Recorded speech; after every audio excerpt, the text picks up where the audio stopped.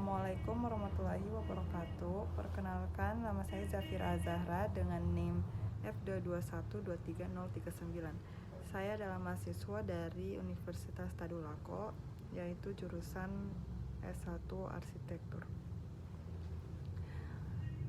Saya akan mempresentasikan konsep substruktur bangunan saya yang sudah saya kerjakan. Pertama itu ada konsep substruktur pondasi. Inputnya itu gaya gesekan antara dua permukaan berbanding lurus dengan gaya normal yang bekerja pada kedua permukaan tersebut. Dan analisisnya ada dua alternatif. Yang alternatif pertama adalah pondasi tiang pancang dan yang kedua pondasi footplat. Jadi kalau pondasi tiang pancang itu kelebihannya cocok untuk tanah yang tidak stabil atau berkontur karena dapat menyalurkan beban bangunan ke lapisan tanah yang lebih dalam dan lebih keras. Dan yang kedua itu pondasi footplat, kelebihannya dapat menyebarkan beban secara merata, cocok untuk tanah dengan variasi kontur atau tanah yang memiliki lapisan keras dan lunak.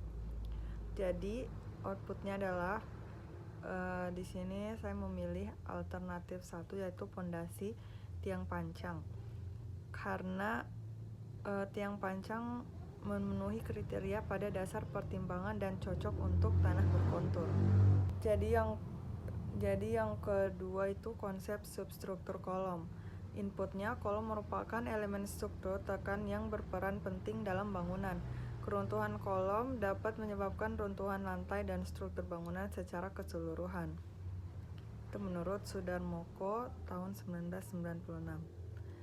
Kemudian ada dasar pertimbangannya, yang pertama kondisi tanah dan yang kedua jenis dan fungsi bangunan. Jadi ada dua alternatif juga, yang pertama kolom beton bertulang dan yang kedua kolom baja. Kalau kolom beton bertulang digunakan dalam konstruksi bangunan tinggi seperti hotel dan resort. Kolom ini terbuat dari beton bertulang yang memiliki kekuatan tinggi, mampu menahan beban vertikal yang besar. Sedangkan kolom baja digunakan pada bangunan dengan struktur tinggi dan beban yang lebih besar. Jadi outputnya adalah kolom terpilih adalah beton bertulang karena dapat menahan beban vertikal dan dapat memberi daya tahan terhadap gempa dan cuaca ekstrim. Kemudian ada konsep substruktur pengolahan kontur. Jadi inputnya itu untuk mengetahui kemiringan kontur dan cara pengolahannya untuk kawasan hotel resort. Kemudian ada 3 dasar pertimbangannya. Yang pertama kemiringan kontur, kedua ketinggian kontur, ketiga bentuk kontur. Di analisis ini ada bentuk konturnya, berlokasi di Towale, Kabupaten Donggala, Sulawesi Tengah. Jadi ketinggian konturnya itu berjarak 1 meter dan memiliki kontur yang bervariasi. Untuk outputnya, berdasarkan hasil analisis kontur pada tapak, kontur alami pada tapak akan dipertahankan dan menggunakan dinding penahan gravitasi. Dinding gravitasi memiliki keunggulan yang dapat menahan beban struktural tanah yang tinggi. Juga pembangunan dinding gravitasi memiliki biaya yang ekonomis dibandingkan jenis dinding penahan lainnya. Kemudian ada konsep substruktur ring bulk. Jadi untuk inputnya, untuk mendapatkan sistem ring bulk yang cocok untuk bangunan bertingkat rendah. Dasar pertimbangannya ada yang pertama distribusi beban, kedua struktur, dan ketiga kebutuhan estetika dan fungsional. Analisisnya ada dua alternatif yang saya pilih. Yang pertama alternatif 1 ring bulk beton bertulang dan alternatif 2 ring bulk komposit.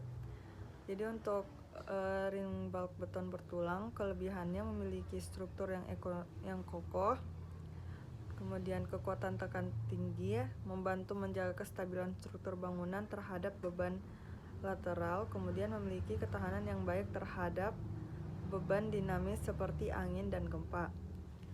Tapi ada kekurangannya, yaitu biaya yang relatif mahal dan pengerjaan yang membutuhkan waktu lama. Dan alternatif kedua tuh ring bulk komposit, kelebihannya kekuatan tinggi dan kekurangannya biaya tinggi. Berdasarkan hasil analisa, ring bulk yang terpilih adalah beton bertulang karena cocok untuk bangunan bertingkat rendah, memiliki ketahanan yang baik terhadap angin dan gempa, juga karena memiliki struktur yang kokoh. Dan yang terakhir ada konsep struktur rangka atap. Jadi inputnya itu untuk menentukan upper struktur yang akan digunakan pada bangunan bertingkat rendah. Dasar pertimbangannya ada beban yang diterima, kedua iklim, dan yang terakhir jenis dan bentuk atap. Ada dua alternatif. Yang pertama rangka atap kayu, yang kedua rangka atap baja. Rangka atap kayu ini memiliki keunggulan berbobot ringan, harga yang murah, kuat terhadap gaya tarik, gaya tekan, dan momen lengkung, dan tidak butuh tenaga ahli untuk memasangnya. Tapi ada kekurangannya. Yang pertama mudah terbakar, kemudian mudah berubah bentuk, mudah lapuk terkena air hujan, dan mudah terserang hama.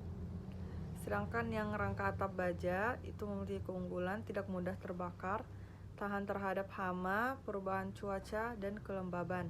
Kemudian pemasangan yang mudah dan cepat, sudah memenuhi standar SNI, cocok digunakan di daerah rawan gempa dan ramah lingkungan. Kemudian berbobot ringan. Kekurangannya adalah rentan karat, membutuhkan ahli untuk memasang, dan tidak sefleksibel kayu. Jadi untuk outputnya berdasarkan hasil analisis, rangka atap yang cocok untuk bangunan bertingkat rendah adalah rangka atap baja, karena memiliki ketahanan yang tinggi, juga memiliki keunggulan yang banyak dan kekurangan yang sedikit. Karena tapak juga berada di daerah yang rawan bencana, sehingga rangka atap baja sangat cocok digunakan pada bangunan. Jadi itu adalah presentasi dari hasil konsep substruktur saya. Kurang lebihnya saya mohon maaf. Wassalamualaikum warahmatullahi wabarakatuh.